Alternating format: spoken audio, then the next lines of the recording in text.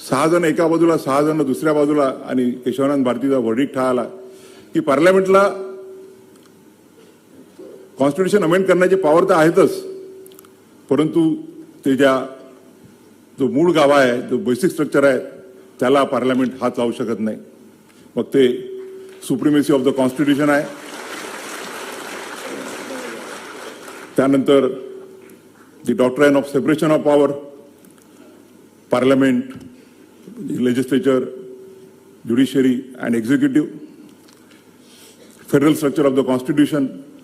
असे अनेक आहेत ते पुढे इव्हॉल्व होत गेले. आणि म्हणून ज्यावेळेला एका ठिकाणी मला विचारण्यात आलं की सध्या जो वाद चालू आहे की कॉन्स्टिट्यूशन की ज्युडिशियरी सुप्रीम आहे की एक्झिक्युटिव्ह सुप्रीम आहे, त्यावेळेला म्हटलं मी की neither judiciary nor executive nor the parliament are supreme, but it is a constitution of India which is supreme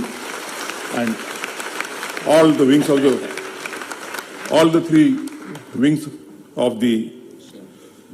Constitution are required to work as per the Constitution. आणि मला आनंद आहे की गेल्या केशवानंद भारतीच्या नंतरचा जो 50 वर्षाचा, आज 52 वर्षाचा कालखंड झालेला आहे, त्या केशवानंद भारतीचं जे जजमेंट आहे त्यांनी देश नुसतंच मजबूत आणि सुदृढ नसून देश सामाजिक आणि आर्थिक समानतेच्या दृष्टीनं प्रगतिशील आहे. आणि त्यामुळे आज ज्यावेळेला आपण देशाच्या राज्यघटनेच्या 75 वर्ष पूर्ण करून, अमृत महोत्सव पूर्ण करून वाटचाल करत आहोत, त्यावेळेला भारतीय राज्यघटनेला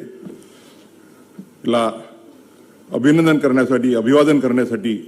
बार काउन्सिल ऑफ महाराष्ट्र आणि गोवाने संविधानिक न्याय देण्याची अमृत महोत्सव उज्ज्वल परंपरा हा जो परिसंवाद आयोजित केलेला आहे तो अतिशय सुसंगत आहे. मी या प्रसंगी त्यांचं अभिनंदन करू इच्छितो.